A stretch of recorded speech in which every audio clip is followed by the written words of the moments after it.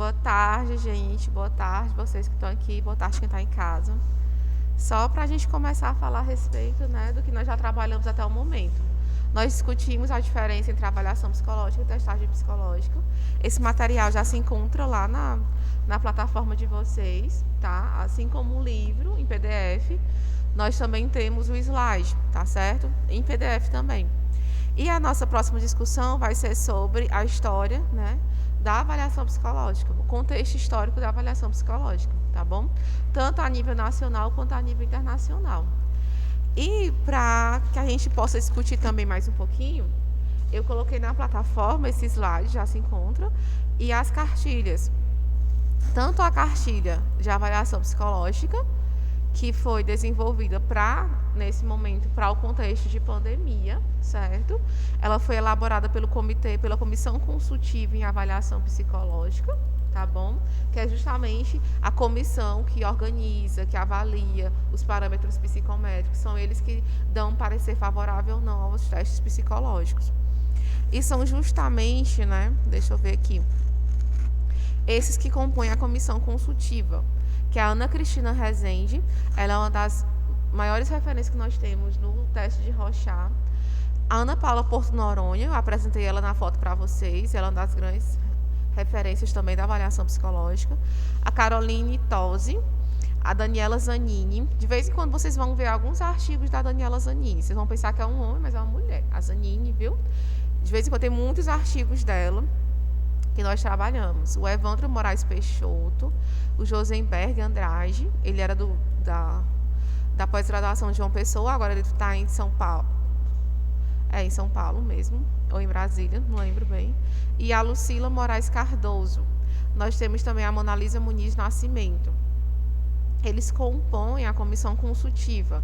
E os conselheiros, a conselheira responsável, a Cátia Luciane de Oliveira e a Isabel Augusta Azim, tá? E também nós temos o apoio do Instituto Brasileiro de Avaliação Psicológica, o IBAP, que é um dos maiores institutos que nós temos de avaliação psicológica. Constantemente nós temos também o Congresso de Avaliação Psicológica organizado pelo Instituto Brasileiro de Avaliação Psicológica, que é o IBAP. Nós temos o Instituto Brasileiro de Neuropsicologia e Comportamento, IBNEC. De vez em quando vocês vão escutar o nome desse grupo aqui de estudo, né, de pesquisa. E nós temos a Associação Brasileira de Rorschach e Métodos Projetivos, a ASBRO. A Ana Cristina Rezende, ela é uma das responsáveis pela essa Associação Brasileira de Rorschach, tá? É uma das nossas referências do teste de Rorschach, tá bom, pessoal? E aí nós temos foi o plenário da gestão 2019-2022, contendo, né, esses pesquisadores da área de psicologia. Construíram justamente pela demanda da pandemia, né, pela necessidade de se discutir a aplicação dos testes psicológicos em contexto pandêmico. Então, fala sobre a exposição de motivos e contextualização para a construção da cartilha, a fundação normativa e documentos de referência, a avaliação psicológica na prática remota e o ensino de avaliação psicológica também, no qual preconiza que não se pode gravar, né, a aplicação, o ensino a respeito dos testes psicológicos. Por isso que essas aulas elas não podem ser gravadas. E de vez em quando algumas questões aqui não podem ser faladas nessas aulas, que são, infelizmente, né, nós estamos em gravação. Tá, pessoal?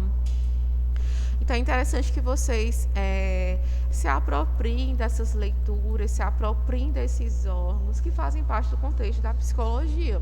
Não se alienem, né, não deixem que façam a parte da contextualização do trabalho de vocês, porque é de fato, né, uma grande comissão que facilita, que é responsável pela viabilidade dos nossos testes psicológicos, assim como o Conselho Federal de Psicologia.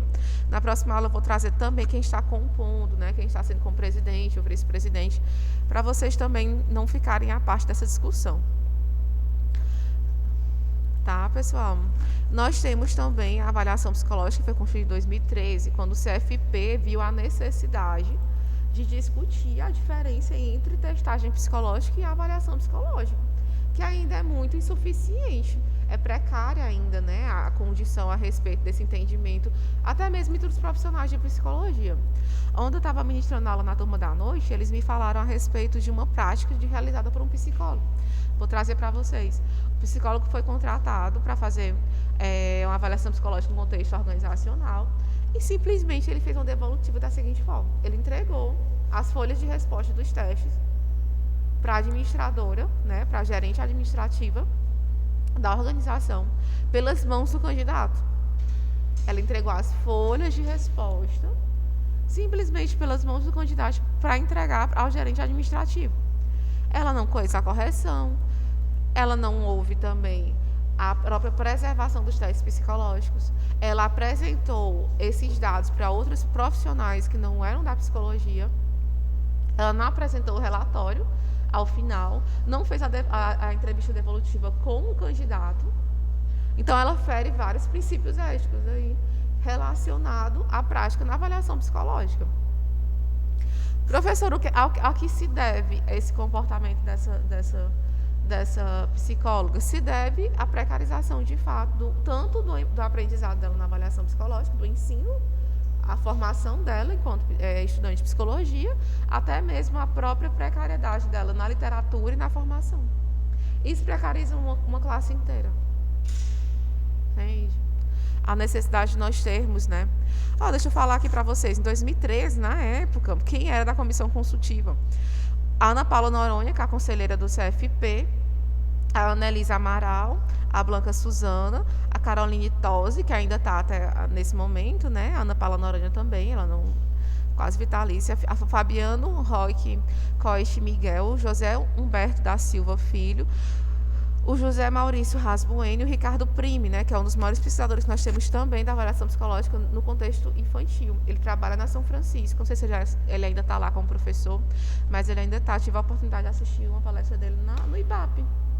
Eles sempre estão lá, a comissão consultiva, sempre estão lá dando alguma palestra, algo nesse sentido. Um mini curso, alguma coisa.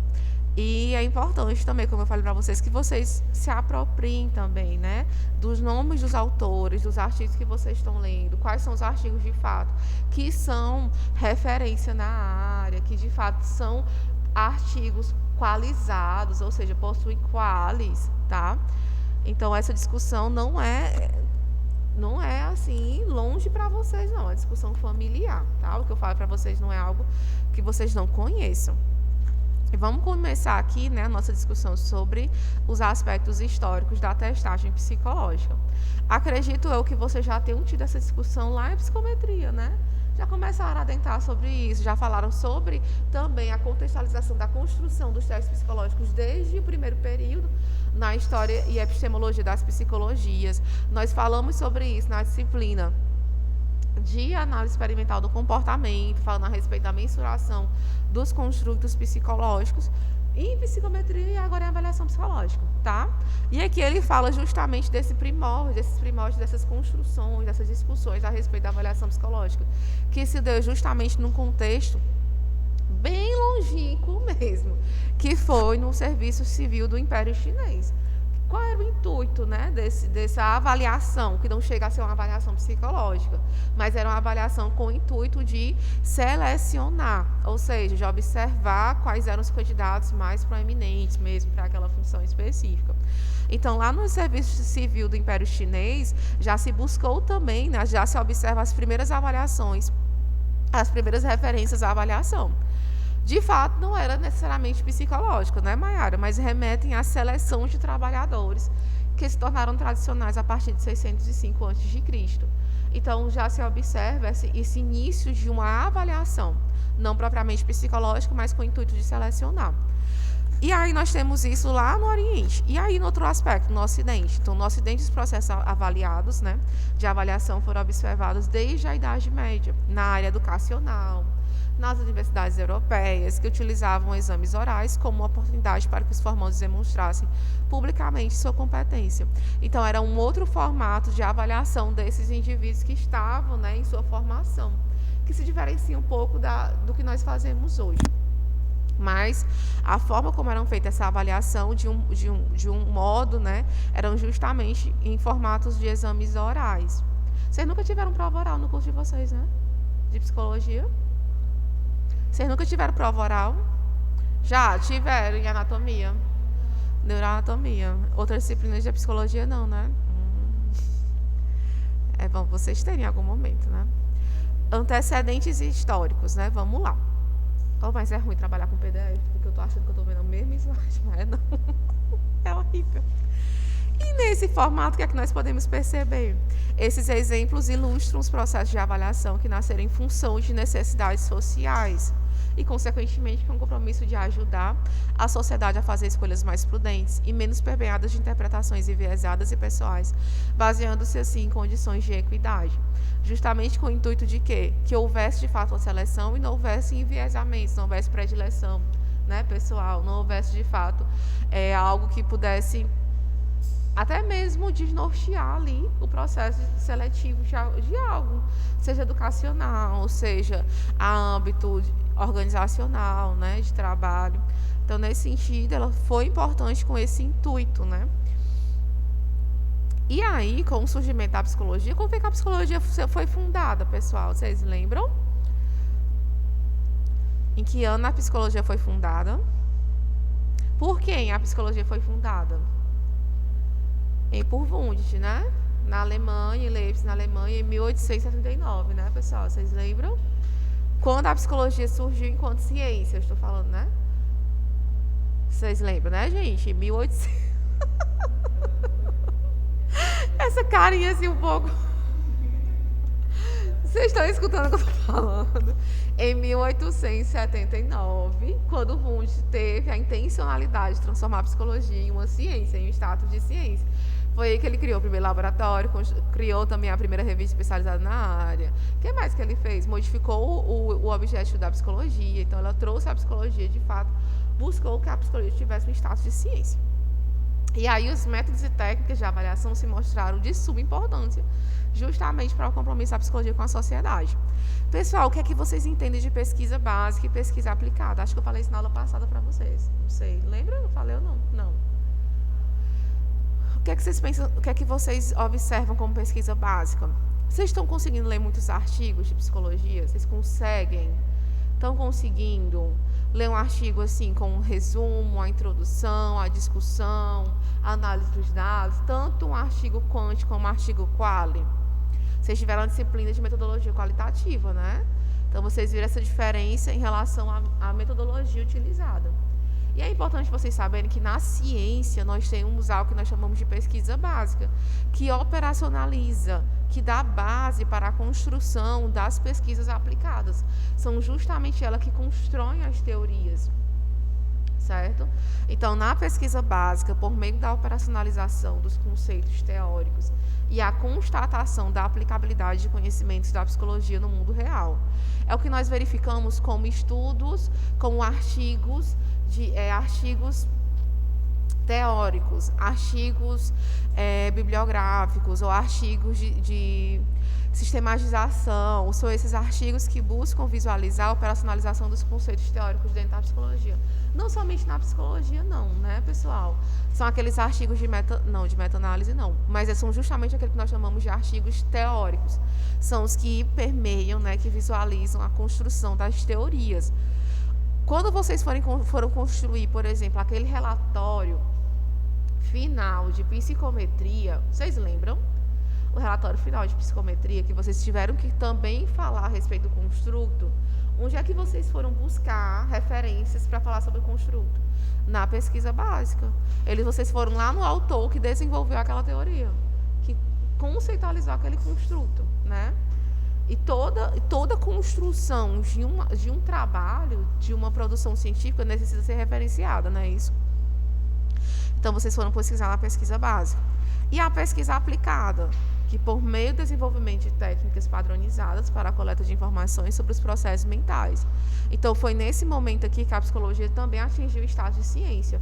Nós fazemos como ciência? Nós trabalhamos com padronização também da escrita científica. Sim, nós trabalhamos também com padronização da formatação do trabalho científico. Sim, na psicologia nós utilizamos os preceitos da formatação dos artigos científicos da APA, da Associação Americana de Psicologia. Ela que preconiza a padronização desses estudos científicos. Então, se uma pessoa lê meu trabalho aqui no Brasil ou lá no Japão, vai ter essa mesma formatação. Outro ponto importante é a própria coleta de dados que deve ser respeitada. O que é que vocês aprenderam em psicometria? Analisar dados, né? Vocês analisaram os dados psicométricos da construção, da adaptação, porque vocês não construíram uma escala psicométrica. Então, ali vocês compreenderam que nenhum de vocês buscou visualizar aquela construção de uma forma diferente. Vocês tiveram uma padronização na construção do método, que envolve a análise de dados, dos participantes, o software que foi utilizado, assim como se vocês tivessem também feito um trabalho qualitativo. Se utilizariam também de alguma análise. Qual? Análise de conteúdo, análise de discurso, análise de Bardan, não é isso? Ou Iramutec. Então, vocês devem seguir, de fato, uma base para a análise daquele processo. Ah, professora, mas eu não gostei de psicometria, não gostei de nada. Não quero nem fazer pesquisa. Nem precisa, você não é obrigado. Mas você precisa minimamente fazer uma leitura de um artigo científico. Porque é de lá que você vai tirar base para o seu trabalho enquanto psicólogo. Como é que você vai dar uma palestra tirando da sua cabecinha? Você é construtor de teorias? Desde quando você constrói teoria? Não vai, né? Tem que estudar de algum autor. Então, são eles que vão dar base justamente para dar fundamentos às nossas informações. E aí, pessoal, essas técnicas utilizadas para a coleta de informações sobre os processos mentais, pessoal, se eu perguntar para vocês o que são processos mentais, quais são os exemplos que vocês me dão de processos mentais?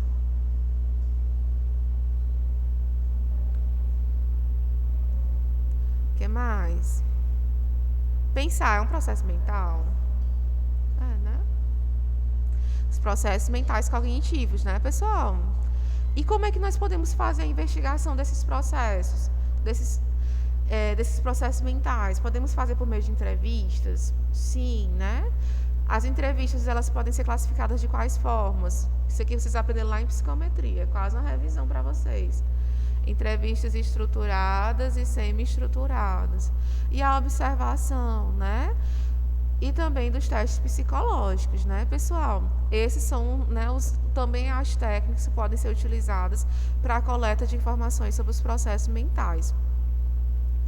Pessoal, vamos lá observar, né, todo esse processo. Por que de fato os testes psicológicos chamam mais atenção? Eles causam esse furor, né? Assim, causam sim essa curiosidade não somente entre os estudantes de psicologia, entre os psicólogos, mas também com as pessoas que nada tem a ver com eles, mas querem utilizá-los. Por que, pessoal, que se distingue tanto? Será que nós nos diferenciamos enquanto profissionais dentro da área da saúde de humanas, dentro da ciência? Os profissionais de psicologia se diferenciam na sua prática, na utilização da técnica dos testes psicológicos? Se diferenciam, né? Exatamente por se utilizar de uma construção de testes que avaliam construtos ou atributos que não podem ser diretamente observáveis, não é isso? Então, dentre essas técnicas que eu falei para vocês, os testes se distinguiam pela possibilidade de captação de dados com inferência reduzida do avaliador. O que seria essa inferência reduzida, pessoal? Seria um enviesamento? Seria um questionamento direto do avaliador? Seria uma forma do avaliador fazer menos julgamentos? Lembra que isso foi um dos preceitos lá do início da avaliação psicológica, lá nos primórdios? Buscar que não haja esse enviesamento também, né, do aplicador, do avaliador sobre avaliando. Especialmente se nós compararmos outras técnicas, como a entrevista e a observação, que sofrem essas críticas trazidas como desvantagens, né? Por essa observação e por essa entrevista, poder sofrer algum enviesamento, uma inferência do avaliador. Então, se observa isso na utilização dos testes psicológicos. E, nesse sentido, os testes, eles se constituem como uma alternativa que apresentava procedimentos padronizados. Lembra que nós falamos sobre a sistematização da quantidade de sessões na avaliação psicológica? O próximo texto vai ser sobre os critérios de escolha dos testes psicológicos. Tem nesse livro aí. Tá no livro não, né? Ninguém, né? O meu tá para chegar, ainda nem trouxe.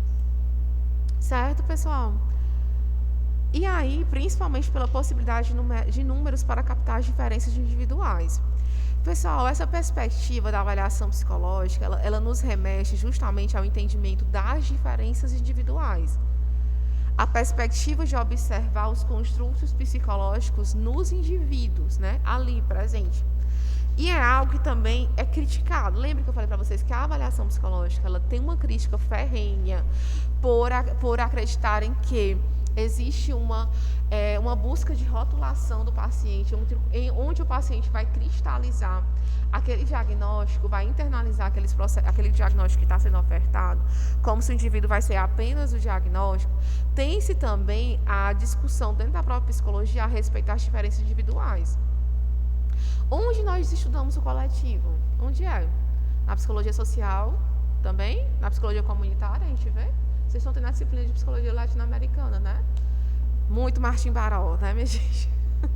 Muito Martim Baró. Já começaram com ele? Vou pedir para ela passar um Foucault para vocês.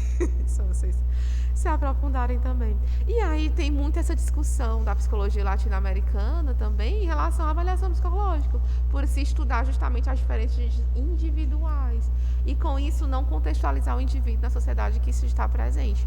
Mas vocês já aprenderam que a avaliação psicológica, um dos atributos principais é que ela não pode ser de fato desligada nem deslocada da realidade.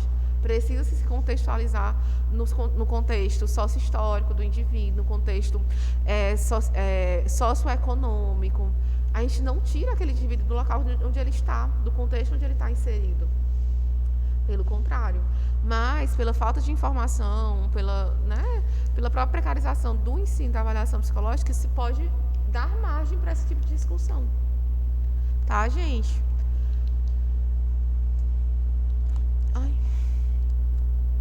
E há dois aspectos que é necessário dar ênfase. A utilização em excesso dos testes psicológicos, já que eles se configuram como meios mais objetivos da avaliação. Utilizar apenas na avaliação psicológica a testagem psicológica e não fazer, por exemplo, a utilização de outras técnicas. E a necessidade também da psicologia de se colocar no mesmo nível de outras ciências da época, a exemplo da física e da química. Vocês lembram quando a psicologia começou a se apropriar até mesmo dos termos da medicina? Para que ela pudesse ter um status de ciência, para que pudesse também ser observado como algo que tivesse mesmo um intuito e um objeto de estudo e um processo também de visualização desses estudos, desse objeto. A psicologia, e até, assim, se eu perguntar para vocês se até hoje a psicologia ela é discutida a nível de ciência, ela é. Tanto que ela é permeada por diversas outras discussões que também não se constituem como ciência. Até hoje, né? A psicologia também é muito nova, né, minha gente? A psicologia é uma ciência novíssima. Apesar de não ter um longo passado, ela tem realmente uma curta história. É uma ciência nova, que necessitou de muitas lutas ainda para se concretizar. E naquela época, lembrando daquele contexto, lembra do Zeitgeist, que eu sempre falo para vocês, observando o contexto histórico-político naquele momento, estávamos constituindo enquanto ciência, estávamos tratando a psicologia saindo apenas dos muros da universidade para que a gente pudesse ter uma psicologia aplicada. Foi quando, de fato, necessitou-se, principalmente durante as guerras mundiais, da utilização dos testes psicológicos, com a necessidade de selecionar soldados para funções específicas, né? Mas até aquele momento, os construtores, quem desenvolveu os testes psicológicos, ele tinha um viés de discriminação, um viés eugenista. E houve também a concretização desse processo de discriminação dentro da aplicação da avaliação psicológica, que naquela época se entrelaçava com a testagem psicológica, não havia nem diferenciação. A avaliação psicológica praticamente nasceu em construção dos testes psicológicos, certo? E naquele momento, né, pessoal, vamos já trazer aqui, vamos já discutir mais na frente um pouquinho, justamente essa visualização da época da construção desses testes psicológicos, tá, pessoal? E nesse sentido, é importante lembrar o quê? É importante deixar claro que nem todo teste psicológico faz uso de números para descrever o comportamento. Como assim, professora? Por exemplo, lembra que na aula passada, na testagem psicológica, nós observamos que existem testes objetivos e subjetivos? Entre os testes subjetivos, nós temos os testes que projetam, se expressam, que são chamados de testes projetivos ou expressivos. E nesses testes projetivos, que apesar de serem procedimentos padronizados, se utilizam o quê? desenhos, interpretação de estímulos, produção de histórias, certo? Então, com isso, o que é que nós podemos perceber nesse momento? Podemos perceber que os testes projetivos, eles fazem com que o indivíduo, eles até mesmo observem características que não são tão apropriadas por ele, que não são de conhecimento deles próprios, porque eles estão projetando ou se expressando por meio de algum outro objeto, seja por meio do desenho, seja por meio de um estímulo, seja por meio de uma produção de histórias. Tem um HTP, que vocês também vão utilizar esse teste, que é um dos testes que a gente mais utiliza, né, na universidade, que é um teste projetivo. É um teste de árvore, casa, pessoa. Eu só não vou falar a aplicação dele aqui nesse momento, porque ela está sendo gravada. Mas, posteriormente, a gente vai discutir sobre ele numa disciplina simplesmente só para a aplicação dos testes psicológicos, que é a disciplina de elaboração de documentos psicológicos. HTP, um teste projetivo. Pessoal, deixa eu fazer uma pergunta para vocês, que eu fiz para a turma da noite. Ninguém nunca entrou no site do SATEP-SIM. Vocês já entraram no site do SATEP-SIM?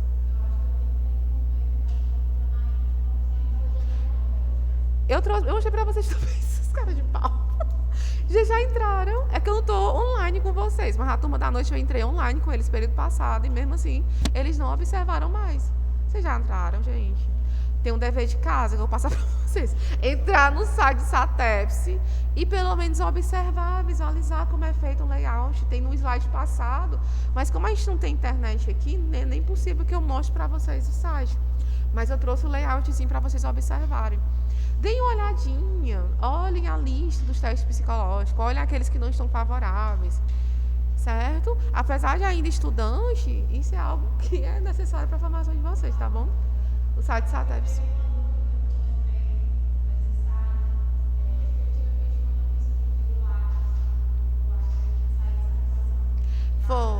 Foi, ocorreu. Mulher, assim, foi horrível essa notícia quando eu soube no dia. Houve, de fato, uma perda de vários dados, não somente do curricular, mas de outros dados também dos pesquisadores brasileiros, que estão associados à CAPES, né? Você já sabe o que é CAPES, você sabe o que é CNPq, né? Nós já falamos sobre isso um monte de vezes, né? CAPES, CNPq. E aí, vários dados, Eveline, foram perdidos. Não somente curriculares. Então, a gente estava sem acesso a curriculares. Alguns dados foram recuperados. Eu nem entrei no meu, porque eu estou com tanto medo de não estar lá, que eu não entrei, mas alguns dados foram recuperados. Mas isso faz com que a nossa ciência ela não seja contabilizada, não seja visto, observado a nível de pesquisadores, quantos temos de doutorandos, de mestrandos, quantos doutores já temos pela CAPES, pelo CNPq, né? Que são associados a essas instituições que possibilitam bolsas, né, para esses estudantes. Então, são muitos dados que foram perdidos ao longo desse processo. E, gente, isso nunca tinha acontecido, sabe? Parece que faz tudo de uma vez nesse governo. Uma bagaceira de coisa. É incrível, sabe? Como a falta de informações frente à ciência ela é banalizada. Enfim.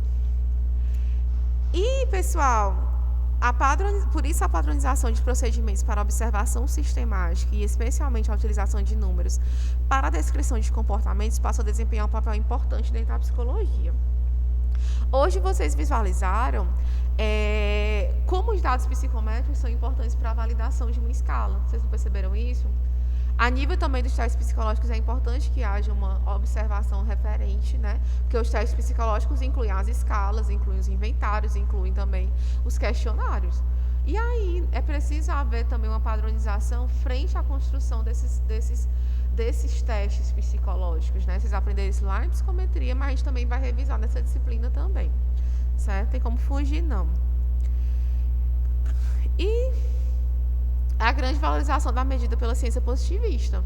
Quando começou? Quando Augusto Comte começou a observar, de fato, a necessidade de haver uma organização dos conhecimentos a nível de prova, a nível de comprovação científica. Então, começou-se a observar e questionar aqueles conhecimentos a níveis teológicos, aqueles conhecimentos a níveis metafísicos, aqueles conhecimentos que, de fato, não havia uma comprovação científica.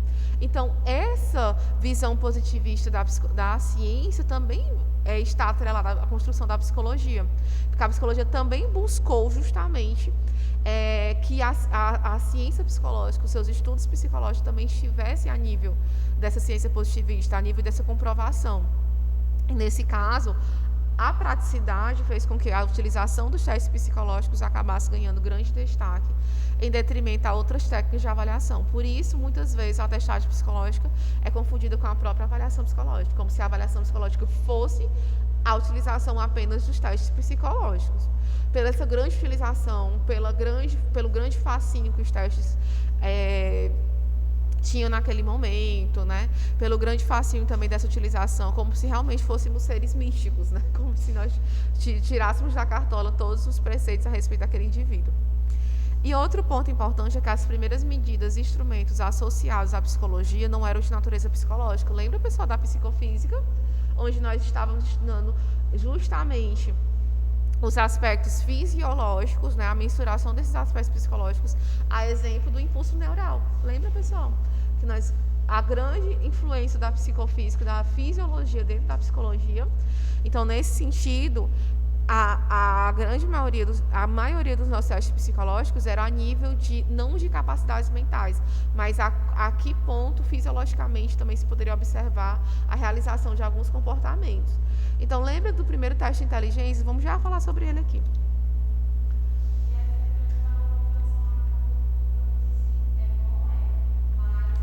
Vamos beber um pouquinho aqui de negócio.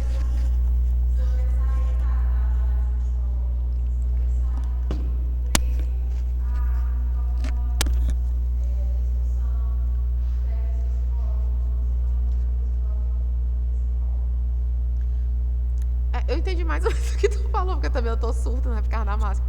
Mas essa discussão é muito importante, né, que vocês até discutiram muito isso lá em psicometria, da própria exclusividade do psicólogo frente à utilização dos testes psicológicos. Por que de fato houve essa abertura? É a nível de lei, é a nível de resolução? Qual é a resolução que preconiza que o psicólogo se utilize de testes psicológicos? E quais são a utilização desses testes, por exemplo, da avaliação psicológica na utilização desses testes psicológicos? A que níveis, a que aplicações nós podemos ter? Nós temos uma resolução e nós temos uma lei. A lei é maior do que a resolução, digamos assim, né? Ela está em uma hierarquia mais alta. Nas próximas aulas, Eveline, eu vou trazer justamente essa discussão com vocês, vou trazer um questionamento para vocês responderem aqui em sala de aula. Tudo bem? Eu sei que vocês já discutiram sobre isso, né? Mas é sempre importante trazer, porque essa disciplina é justamente para falar sobre a avaliação psicológica, que envolve os testes psicológicos, né? E achei até interessante, a gente traz tanto essa discussão que o nome da disciplina é testes e a avaliação psicológica, o que deveria ser apenas a avaliação psicológica, entendeu? Até o nome da disciplina eu tive vontade de mudar, porque de fato nós estamos trazendo a avaliação psicológica nesse momento, que é um grande processo técnico-científico que se utiliza de alguns outros instrumentais, como a testagem psicológica. E até falando com as meninas ontem, as professoras, gente, até o nome da avaliação, e eu discutindo tanto com os alunos, porque epistemologicamente nos traz, né?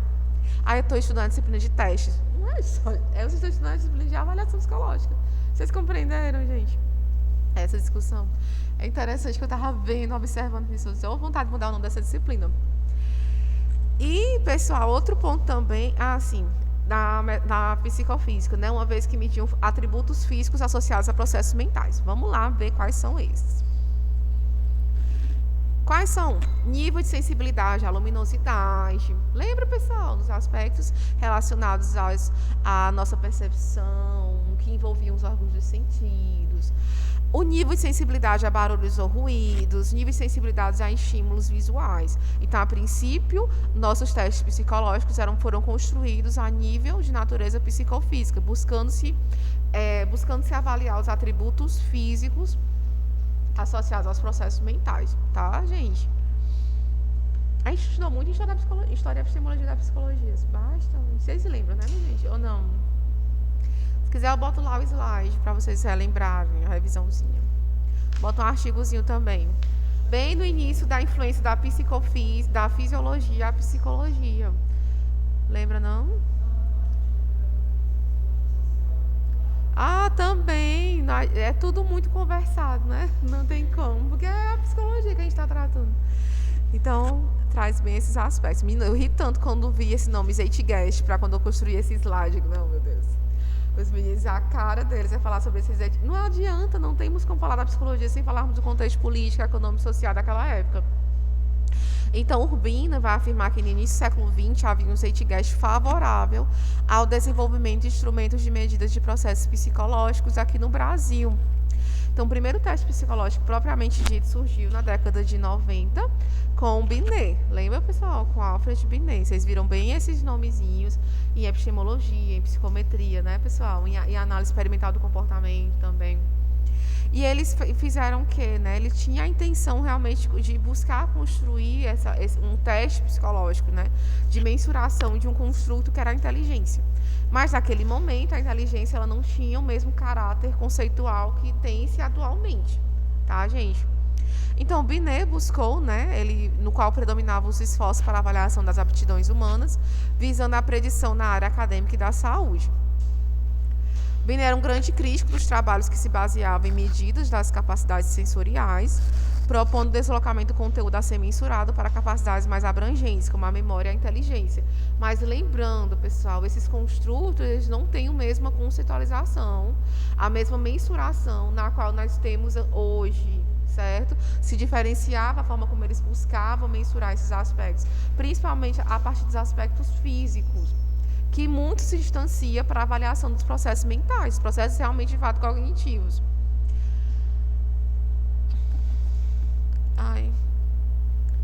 Então, tais críticas serviram de base para que Binet, juntamente com Simon, construíssem a escala de Binet-Simon. Então, eles foram convidados, né, pelo governo alemão, se eu não me engano, pelo governo alemão para a construção de um teste psicológico que pudesse avaliar as crianças em contexto acadêmico. Foi com esse intuito que eles buscaram construir um teste de mensuração da inteligência e Theodore Simon, psiquiatra, né, de grande sistemática nas suas pesquisas, ele tinha um comportamento mesmo em relação às pesquisas que eles realizavam de maneira bem padronizada. Então, juntamente com o Simon, eles buscaram construir a escala de Binet-Simon. E aí, pessoal, isso aqui é ainda a nível contexto internacional.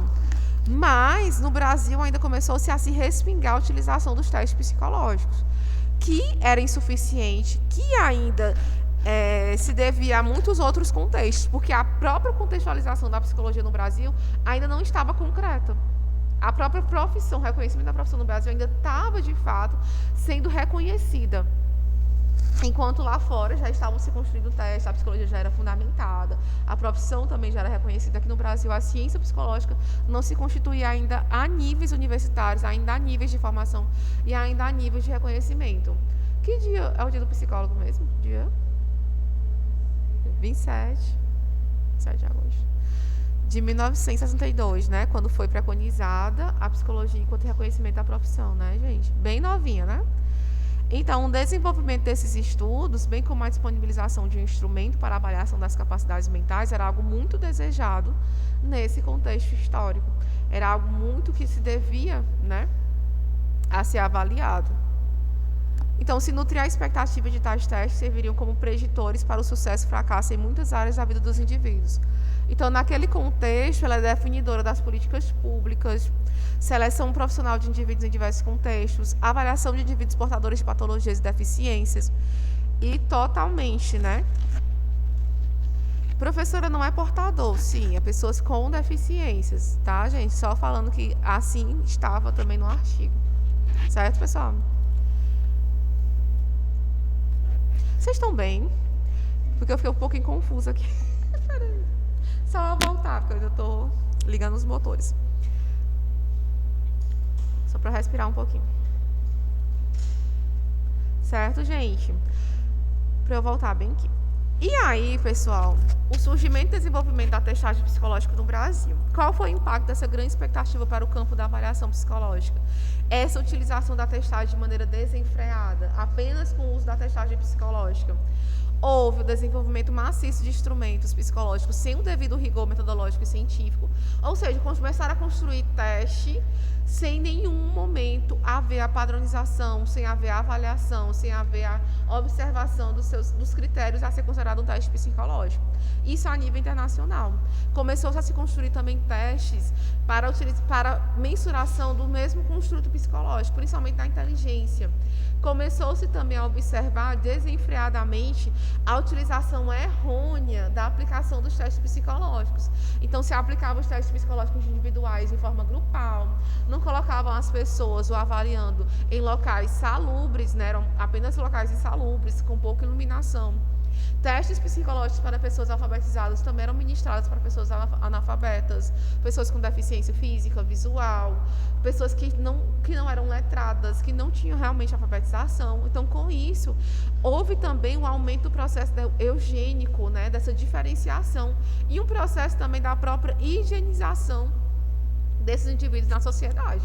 Foi quando começou a se construir políticas públicas também para que não houvesse a miscigenação de indivíduos que fossem estrangeiros, né, imigrantes, com pessoas daquela nacionalidade, em especial norte-americanos, estadunidenses.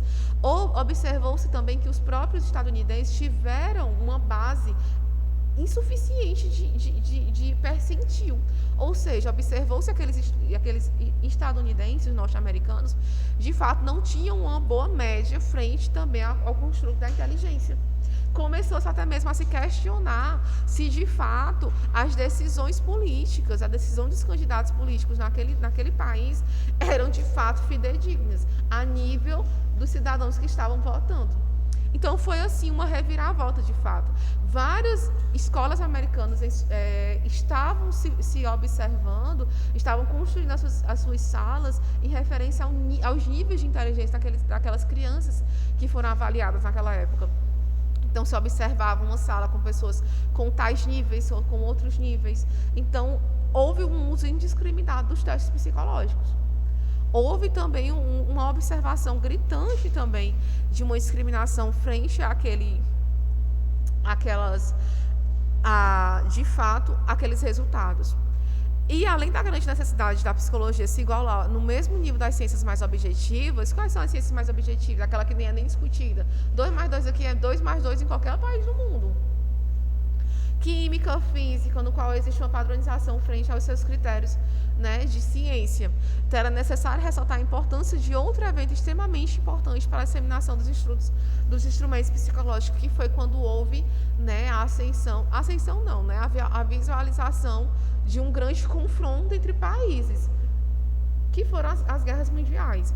Então, o período da Primeira Guerra Mundial, que foi ao período de 1914 a 1918, né, fez com que houvesse a necessidade de instrumentos que pudessem ser aplicados para um grande número de pessoas, que pudessem ser aplicados de forma grupal, que pudessem, de fato, selecionar pessoas, aquelas funções específicas. Foi quando deu um boom também, até mesmo, na psicologia clínica, onde houve também o fomento, né, de formações dos psicólogos para cuidar também daqueles indivíduos que estavam voltando da guerra. Isso lá no período da Segunda Guerra Mundial. Né? Vocês vão lembrar mais ou menos dessa discussão que eu estou falando com vocês. E aí vocês lembram, né, pessoal, justamente da construção de 2 testes que foram contundentes para a seleção daquelas pessoas naquele momento. Então, foi quando se observou também erros gravíssimos na construção dos testes psicológicos. É nesse momento que parece que a avaliação psicológica ela é tida até hoje como discriminatória. Ainda se atrela a esse momento de eugênico mesmo da psicologia, de higiene mesmo da sociedade, os processos higienistas. Foi quando houve, né, o surgimento e desenvolvimento da arma alfa e a arma beta. Como vocês podem perceber, vocês já estudaram isso comigo, a arma alfa, pessoal, ela foi visualizada e construída justamente para aqueles indivíduos norte-americanos, alfabetizados, brancos em sua maioria, que conseguiam de fato fazer a leitura do teste psicológico. Os testes eram aplicados de forma grupal, mas em condições insalubres, como eu falei para vocês, né? Não eram aplicados de maneira adequada, em salas adequadas. E tinha essa diferença para outra arma, chamada arma beta, porque houve a necessidade também de avaliar aqueles indivíduos que eram imigrantes, que não sabiam falar inglês, que não eram alfabetizados, em sua maioria negros, em sua maioria de outra etnia. E, nesse sentido, eles eram alocados de acordo com as capacidades dos resultados desses testes psicológicos, né? Na contextualização do resultado desses testes psicológicos. E aí, né, justamente com essa demanda crescente, a utilização dos testes psicológicos entrou em ascensão. Começou a se visualizar, né, a requerer que os testes psicológicos fossem utilizados em larga escala.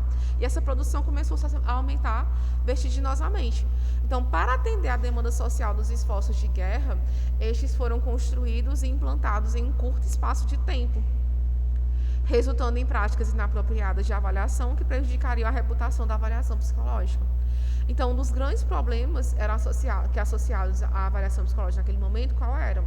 A estabilidade dos resultados, a má interpretação dos resultados por parte dos avaliadores, que isso faz com que, eu acho que eu já falei isso para vocês, hoje, atualmente, um diagnóstico mal feito reverbera várias consequências para o indivíduo, seja consequências financeiras, consequências emocionais, consequências a nível também familiar, a níveis também dos seus relacionamentos afetivos, românticos, porque chega a afetar também esses aspectos. Imagine naquele momento onde, de fato, nós tínhamos um teste sem padronização, sem também tecnicidade dos aplicadores, sem formação também para aqueles indivíduos, para que eles pudessem ter uma correção, de fato, daqueles testes, e instrumentos muito longos. O que um instrumento muito longo provoca no indivíduo? Fadiga. Vocês viram isso lá em psicometria, em construção dos itens. Causa fadiga, ninguém quer responder, minha gente. Eu falo brincando, né? Janaína disse que assistiu minhas aulas. Flávia, mulher, não tem muito dinheiro.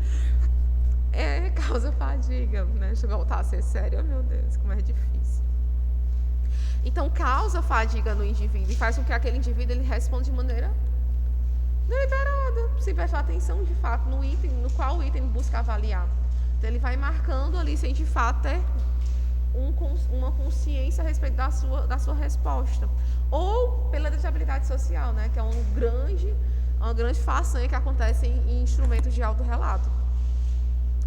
E aí, pessoal, nós temos a falta de embasamento teórico e empírico que começou a gerar resultados enviesados, resultando em dificuldades na alocação dos soldados em determinadas funções, gerando resultados totalmente não esperados.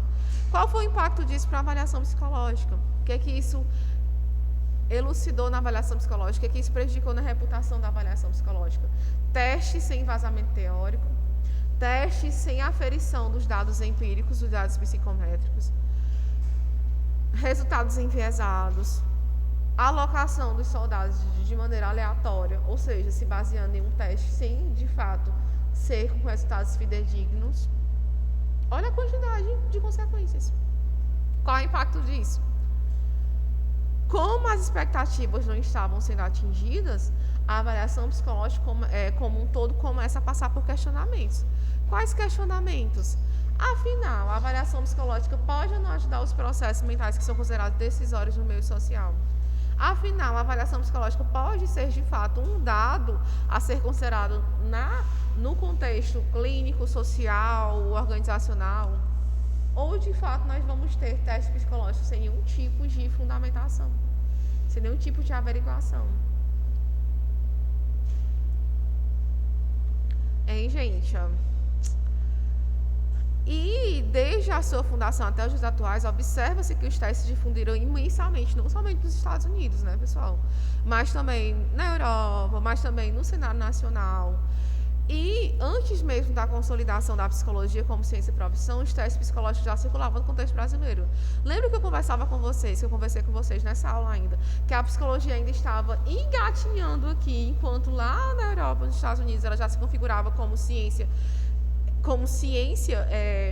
estabelecida naquele contexto, naquelas universidades como formação enquanto profissão. Nós estávamos ainda encaminhando.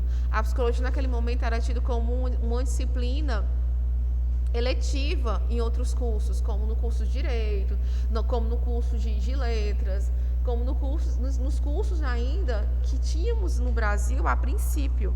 Nós não tínhamos a universidade de formação em psicologia. Ela era disciplina ainda basilar, disciplina mesmo. E nesse contexto, a avaliação psicológica respingou aqui, a testagem psicológica, ela respingou no Brasil mesmo ainda quando nós não éramos ciência e nem profissão.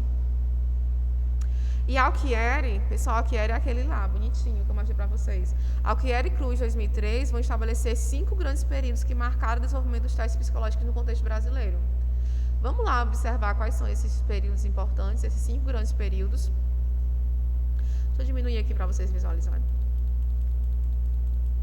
Aqui está a nível de construção dos testes psicológicos no contexto nacional. Tudo bem, gente? Nós temos as fases até chegar na fase 5. Na primeira fase, nós temos ainda a produção médico-científico-acadêmica, onde tinha-se naquele momento a hierarquia médica a nível social, a nível acadêmico, a nível científico, certo? Então, nós temos desde 1836 a 1930 esse marco da primeira produção do engatinhar mesmo da avaliação psicológica no Brasil. Nós temos a fase 2, que foi o estabelecimento e difusão da psicologia no ensino das universidades. Foi um período estabelecido entre 1930 e 1962, certo, pessoal? Onde nós temos ainda o início da construção, da inserção dentro das universidades públicas e também privadas. A gente vai observar essa construção das universidades privadas a nível de ensino da psicologia, certo? E como se dá esse processo também de formação da psicologia, como se dá esse processo da própria matriz curricular do curso de psicologia. A fase 3, que é a criação dos cursos de graduação de psicologia, certo, pessoal? Aqui é o estabelecimento de difusão da psicologia. Lembra, como disciplina eletiva, nós vamos ter também a construção até nas universidades particulares, que foi de 1962 a 1970. A fase 4, nós observamos a implantação dos cursos de pós-graduação em psicologia, certo? Que se iniciou justamente com a psicologia experimental, a psicologia clínica, que foram os primeiros cursos de pós-graduação que nós tivemos aqui no Brasil, no contexto da psicologia, que foi de 1970 a 1990. E a fase 5, que foi a criação de laboratórios de pesquisa em avaliação psicológica. Pessoal, 1990, 31 anos até atualmente. Olha como é recente a construção dos laboratórios de pesquisa e avaliação psicológica no Brasil. Certo, gente? Oi. Não, nós já tínhamos o respingo mesmo dos testes psicológicos no Brasil, Nadiane. Vou trazer para vocês esse artigo para vocês observarem. Desde o teste de Binet mesmo, até se constituir no teste de Rorschach. Nós só vamos nos constituir enquanto ciência e profissão mesmo em 62. Então, mesmo antes disso, já se respingou aqui no Brasil os testes psicológicos, né? E nós temos, eu não estou lembrando o nome dele, que foi um dos grandes pesquisadores na época, que tinha um laboratório de psicologia. E ele próprio desenvolveu um teste psicológico no Brasil, buscando como exemplo, né, o espelho, o teste de Rorschach, que foi construído lá fora. Como não chegava no Brasil, era muito caro, ele próprio construiu, né, pegando como quem fala, os tutoriais, né, pegando de fato a construção daquele teste. Então, os testes chegaram no Brasil, mas nós não tínhamos um laboratório de psicologia, nós não éramos uma profissão, nem éramos ainda ensinados nas universidades, praticamente. Nós não tínhamos ensino da psicologia no Brasil, mas já se respingou naquele momento, viu? A construção mesmo, Nadiane, de núcleos de avaliação psicológica específico começou-se muito recente, de 1990 para cá. E a gente vai ver esse estabelecimento. Eu estou dando aula para vocês aqui, pensando de uns artigos que eu vou colocar para vocês. Quem quiser ler, tudo isso é para vocês, a nível mesmo, a título de informação. Eu vou botar para vocês um artigo que fala sobre a formação do curso de psicologia no Brasil, como se deu esse processo de construção, e vou colocar para vocês também a construção dos testes psicológicos. É de um livrozinho que eu usei lá comigo no primeiro período. Não sei se eu mandei para vocês aqueles naquele grupo de monitoria.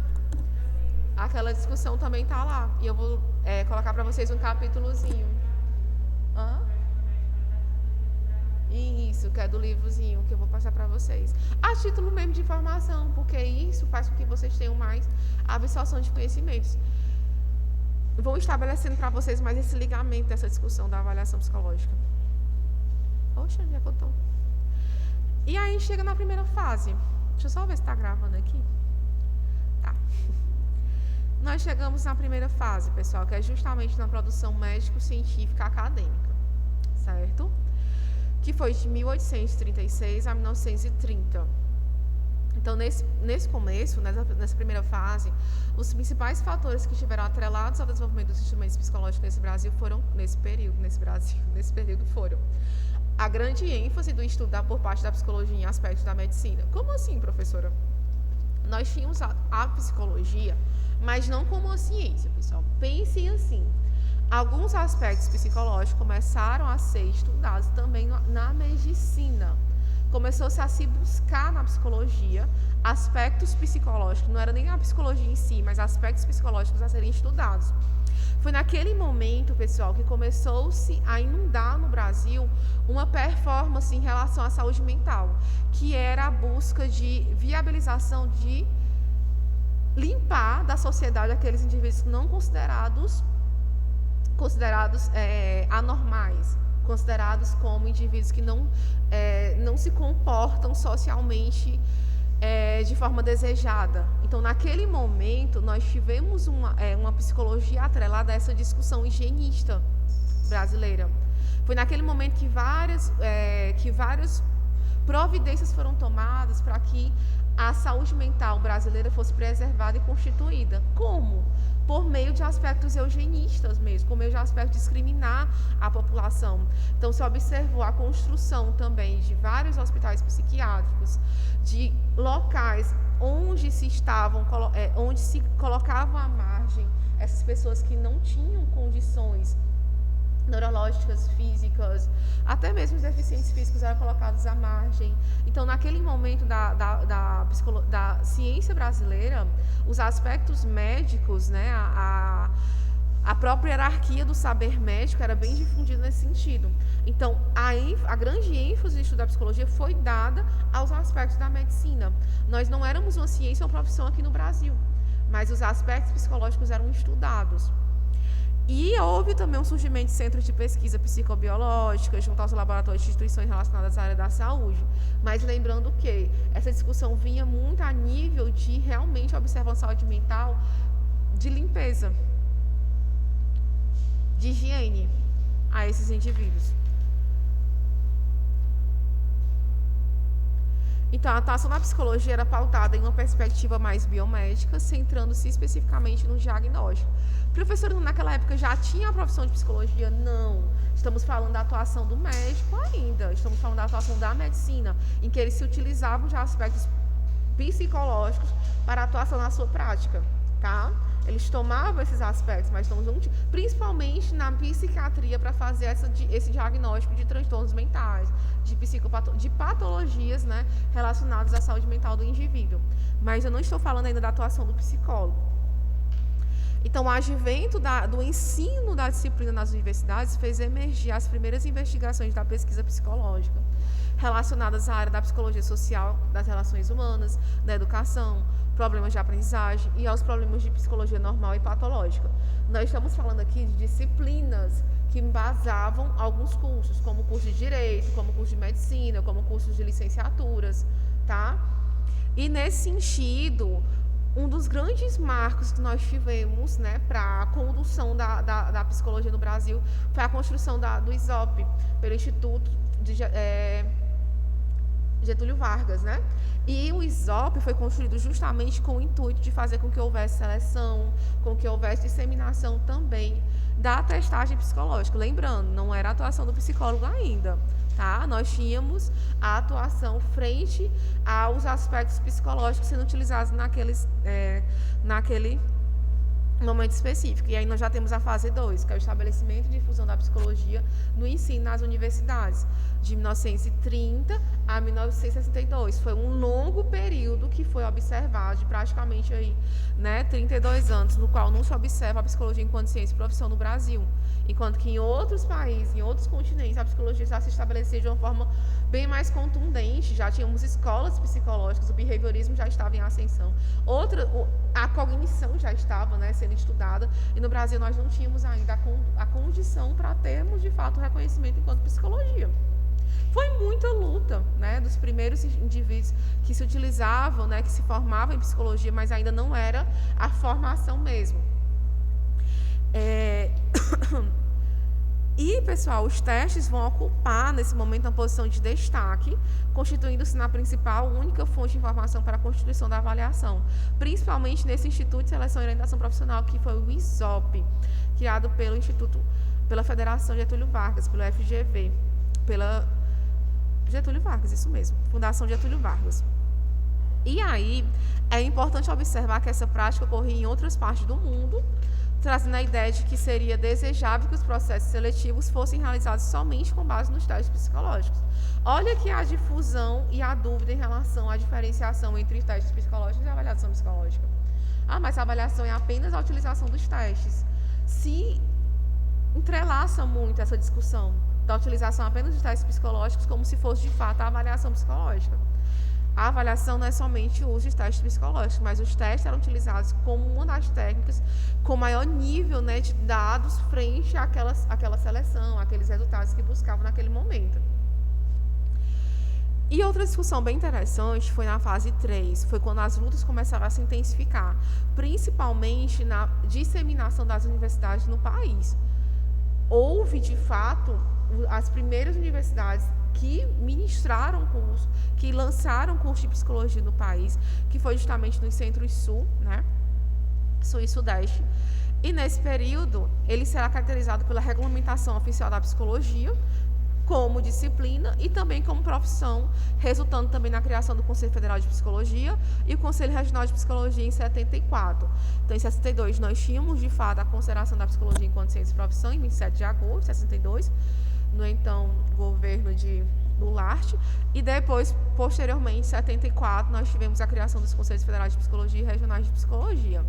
Mas, nesse momento, pessoal, nós temos várias discussões que estavam acontecendo. Esse artigo ele nem traz tanto. Mas essa discussão estava a nível, por exemplo, da utilização da psicoterapia. Por que a psicologia demorou tanto para ser reconhecida enquanto ciência? Porque os médicos não queriam que, de fato, outra profissão se utilizasse da psicoterapia. Utilizavam a psicoterapia como se fosse uso exclusivo da medicina, dos médicos, dos psiquiatras. E eles atrasaram bastante a configuração da psicologia enquanto ciência reconhecida, enquanto profissão reconhecida. Atrasou-se muito essa discussão. Então, foi por luta mesmo de classe que foi obtido mesmo a condução da psicologia enquanto profissão e também pela visualização das próprias universidades. Foi bem na época, pessoal, também da ditadura, que as próprias universidades federais estavam se constituindo em meio a greves, os estudantes universitários estavam buscando reivindicações, e aí o governo federal, naquele momento, estabeleceu também que as universidades, que institutos particulares pudessem construir universidades, pudessem criar empresas educacionais. E aí criou-se várias empresas educacionais, que são as faculdades particulares, porque faculdade ela não tem a obrigatoriedade de ter pesquisa, ter extensão, por isso que é faculdade. As faculdades particulares. E as faculdades particulares também instituíram o curso de psicologia. Mas observou-se com isso uma precarização também da formação do psicólogo. Como é que as universidades particulares foram criadas? Foram criadas com baixo reconhecimento do profissional, com baixa remuneração, com várias horas de trabalho, com baixa autonomia frente à construção do projeto pedagógico do curso. Eles enxugaram a matriz curricular, oferecendo o currículo mínimo, e isso foi discutido também com a ABEPS, é a Associação Brasileira de Ensino em Psicologia, ela que regulamenta também muitas das conduções em estágios, em ensino na pandemia, e a ABEPS também foi criada com o intuito de ter uma proteção a esse ensino de psicologia. Começamos a ter estudantes de psicologia que estavam sendo, que buscavam um outro horário, que não fosse o horário de trabalho para se formarem. Então, eles estudavam à noite, cansados, com baixa perspectiva. Então, professora, a senhora está falando isso e trabalha na universidade particular. Gente, é a história da construção das faculdades particulares no Brasil.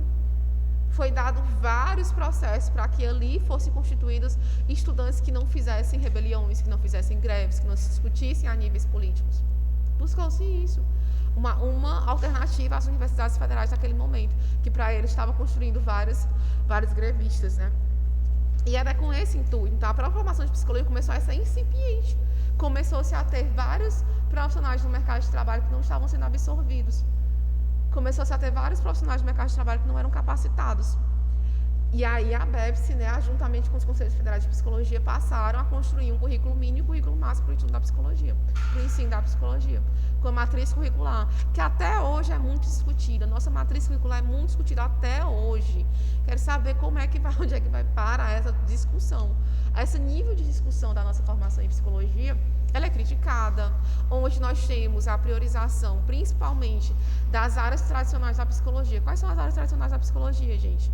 Clínica, organizacional e educacional. Essas são as áreas tradicionais da psicologia. Onde não se reverbera, por exemplo, as outras áreas emergentes da psicologia, como a comunitária, como a própria avaliação psicológica. Então, assim, hoje ainda se tem muita discussão e muita crítica sobre essa formação psicológica. Mas vocês veem, foi muita luta para se conseguir que a psicologia, de fato, se tornasse uma ciência e uma profissão reconhecida no Brasil.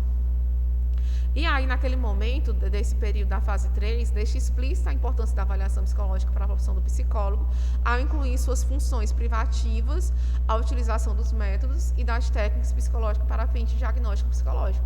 Olha aqui, professor, o psicólogo faz diagnóstico? Faz, minha gente, nós podemos fazer sim o diagnóstico psicológico. Por isso que eu falo para vocês, se atentem a essas disciplinas, psicopatologia. Então, disciplina só para psicodiagnóstico. Orientação e seleção profissional, orientação psicopedagógica e solução de problemas de ajustamento. Olha aqui uns aspectos também que foram muito criticados na psicologia, que manchou um pouco a reputação da avaliação psicológica. Solução de problemas de ajustamento, principalmente na área educacional. E o declínio da avaliação psicológica no Brasil. A utilização dos testes psicológicos como única fonte de informação, estando baseada aonde? No modelo médico. No modelo médico de atuação em que a ênfase era unicamente o diagnóstico e o enquadramento do sujeito em uma categoria clínica, onde se fazia apenas o diagnóstico, era nem psicodiagnóstico naquele momento. A mudança dessa nomenclatura foi importantíssima, até mesmo para a atuação do psicólogo, que se utilizava realmente o diagnóstico realizado frente à avaliação psicológica. Hoje nós fazemos psicodiagnóstico. E buscando, de fato, a medicalização desses indivíduos, né? Buscando também a institucionalização dentro dos dispositivos de saúde, hospitais psiquiátricos, né? A medicalização desenfreada. Então, a crítica de muitos psicólogos à utilização de testes atribuía esta culpa da exclusão, da rotulação das crianças no ambiente escolar, da rotulação e da exclusão das pessoas em âmbitos societais, em âmbito de sociedade, onde isso manchou bastante a avaliação psicológica no Brasil. E até hoje existe uma discussão muito forte de outras áreas da psicologia frente à avaliação psicológica. Então, os problemas de aprendizagem deveriam ser baseados a partir de fatores socioculturais e não pelas diferenças individuais. Lembra que eu falei para vocês sobre a grande crítica dessas diferenças individuais que eram deslocadas da realidade do indivíduo? A avaliação psicológica, ela não tem esse critério, ela tem um critério de integrar, de não excluir, ela integra o indivíduo e proporciona àquele indivíduo um bom prognóstico, se foi feito um diagnóstico eficiente. E também a defesa da exclusão dos testes psicológicos dentro do campo da atuação da psicologia, priorizando técnicas mais abertas, como a entrevista e a observação, buscando técnicas, de fato, que não buscassem a exclusão dos indivíduos. Né? Vocês estão compreendendo a discussão da avaliação psicológica? A grande crítica também que a avaliação psicológica carrega até hoje. E aí nós chegamos na fase 4, que foi de 1970 a 1990, que é a implantação dos cursos de pós-graduação no Brasil. A nível de pós-graduação, já tinham sido criados a CAPES, já tinha sido criado o CNPq, já tinha sido criado o núcleo de pós-graduação no país a outras ciências, a outras disciplinas, a outras profissões, né? A medicina e outros campos também. física, química. E esse período foi caracterizado pela introdução de cursos de pós-graduação em psicologia no Brasil, que possibilitou a qualificação profissional e a melhoria do ensino, bem como o aumento do número de pesquisas em psicologia, que até então era insuficiente. Nós estávamos na corrida da ciência frente a outros países, engatinhando mesmo, né? E aí, pessoal, por isso que a gente fala, hoje no Brasil nós fazemos pesquisa experimental. Nós conseguimos fazer pesquisa experimental no Brasil. Há vários laboratórios no Brasil que se faz pesquisa experimental, onde só se visualiza isso lá fora. Certo? Conseguimos, de fato, chegar nesse patamar. Então, mas falta reconhecimento e falta fomento, né? Cadê o dinheiro para pesquisa? Não tem. Então, a implantação dos cursos de pós-graduação, em sua maioria, foram na área de avaliação psicológica, nos grandes centros urbanos, e da psicologia clínica, e também da psicologia educacional. Então, apesar do crescente aumento das pesquisas no campo da psicologia, assim como a maior qualificação dos profissionais, né, docentes, por parte dos profissionais, houve uma grande negligência aos testes psicológicos. Porque houve a negligência da adaptação dos testes psicológicos. Nós estávamos absorvendo testes lá de fora, sem haver adaptação ao nosso contexto nacional, ao contexto brasileiro e até também frente à análise dos dados psicométricos ao Brasil. Certo, pessoal? E nós já estamos na fase 5. E na fase 5 começou-se a criação dos laboratórios de pesquisa e avaliação psicológica no Brasil, que foi de 1990 até hoje. Então, a preocupação por parte do Conselho Regional de Psicologia e do Conselho Federal de Psicologia, no que se refere à situação depreciativa em que se encontravam os testes psicológicos no Brasil, bem como em relação aos inúmeros processos judiciais contrários aos resultados decorrentes da avaliação psicológica realizados por psicólogos despreparados. Onde é que a psicologia estava, pessoal? Estava no contexto judiciário, estava no contexto da psicologia organizacional de trabalho, estava no contexto educacional. E como é que se preparava esses psicólogos para se avaliar algo se não tinha uma formação de qualidade no Brasil? Não havia, de fato, testes padronizados, não havia nem ao menos a observação se esses testes eram favoráveis ou não à utilização. Não tinha como preparar esses psicólogos despreparados. Uma quantidade imensa de processos contra aqueles psicólogos. E nesse período, né, de 1990 a 2000, que são inaugurados diversos laboratórios voltados ao ensino, à pesquisa e ao desenvolvimento de instrumentos de avaliação psicológica no Brasil, vinculados, em sua maioria, aos programas de pós-graduação das universidades federais, de mestrado e doutorado das principais universidades brasileiras. E também das universidades particulares. A PUC do Rio e a PUC de São Paulo constituíram nos primeiros programas de pós-graduação do Brasil dentro da psicologia. Então, construiu-se na PUC do Rio, depois na PUC de São Paulo. Ou foi ao contrário, não me lembro. Mas foram essas primeiras universidades brasileiras, que são particulares, né, vocês sabem, que constituíram os primeiros programas de pós-graduação. Certo, gente? Onde é que nós podemos visualizar os laboratórios de avaliação psicológica no Brasil, pessoal? Opa!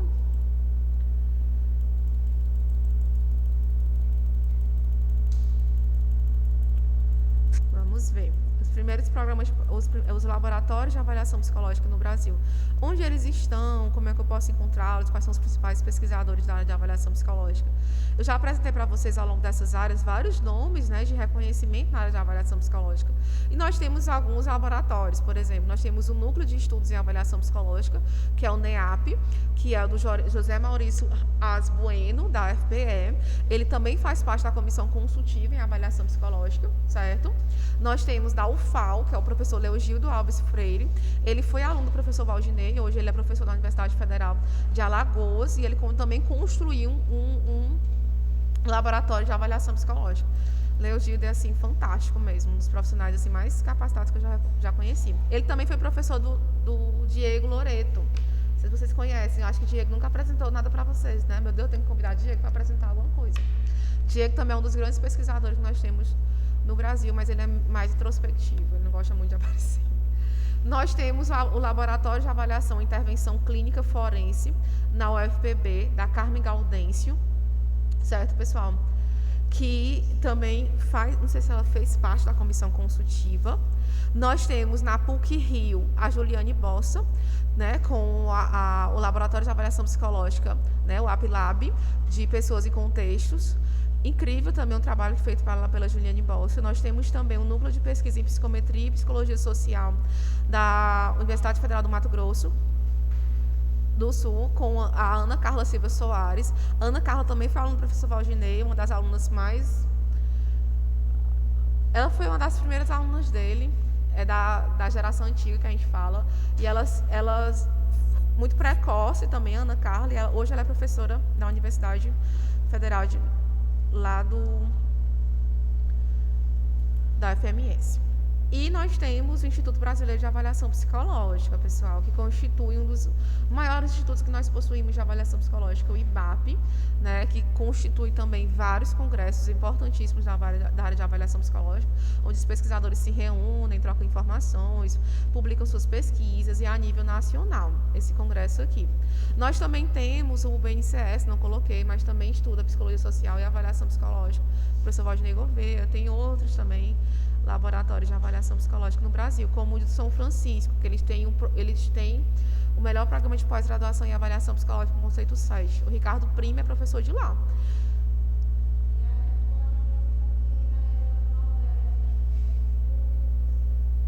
Oi? Sim, a gente consegue discutir muito bem com o pessoal do Centro-Sul, né? Tem outros laboratórios de avaliação psicológica, tem o no Sul, né? Lembra que eu mostrei para vocês na aula passada? Os professores, nós temos a Alquier, nós temos Cláudio Rutz, que também tem laboratório de avaliação psicológica. Eu quis trazer também aqueles que foram alunos da UFPB, que também foram para outros locais e constituíram seus laboratórios. E esses meninos aqui, eles são também frutos da UFPB. Foram para lá e fundaram seus laboratórios também. E é uma coisa bem interessante, Eveline, que você está falando, que quando a gente chega no IBAP, existe uma observação muito grande frente às universidades do Sul e de São Paulo, né, do eixo Rio de São Paulo, e a gente do Nordeste. Tem uma cisão, sabe? Acontece, de fato, uma observação muito gritante. Quem é que dá os minicursos? Quem são convidados a dar os minicursos? Quem são convidados a dar as palestras? É o pessoal do Centro-Sul, do eixo Rio-São Paulo. É o pessoal da São Francisco. Eles chegam lá vestidos com camisetas da São Francisco, colocando conceito 7 atrás, né, na camiseta deles, porque de fato é o melhor programa de pós-graduação em avaliação psicológica. E o pessoal da UFPB ainda tem uma rixazinha, porque muita gente saiu da UFPB para ir para São Francisco, para ser professor lá. O meninozinho, o marido da Juliana Bossa, ele era de lá. Ai, meu Deus, esqueci o nome dele.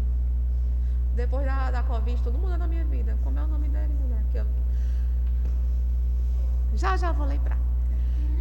Mas ele também era da PUC-Rio e hoje ele saiu para ser apenas consultor e dar cursos sobre avaliação psicológica e psicometria.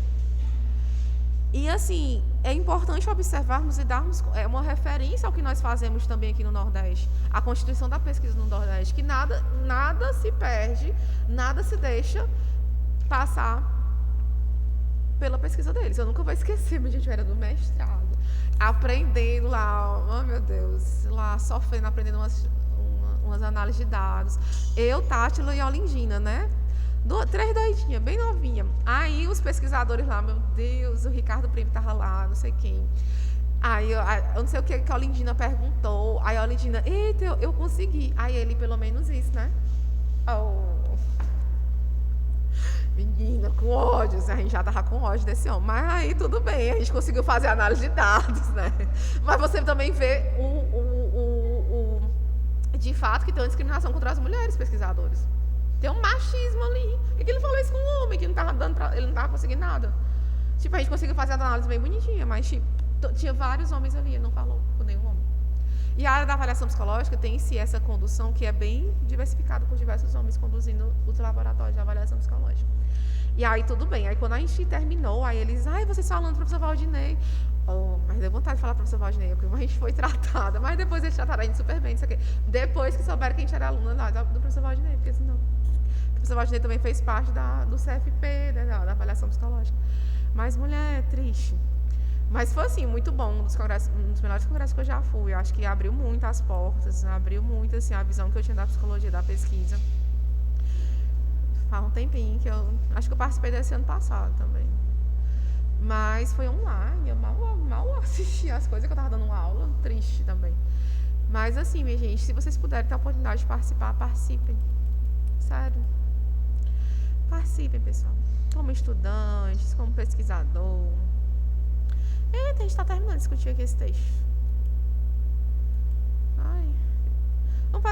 Vamos fazer assim. Deixa eu terminar esse texto na próxima aula. Só falta isso aqui para terminar.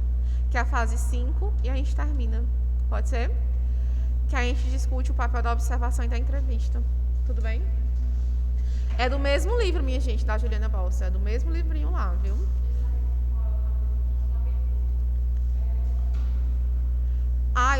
O nome do capítulo é o de Nunes, que é a avaliação psicológica, o papel da observação e da entrevista. Ok, gente? 23 a 37 a página. Bem pequenininha, minha gente. Muito pequeno o texto. Tem esse slide na plataforma, meu povo. Eu já botei. Viu? Certo? Pois beijos e abraços. Até a próxima aula. Até mais.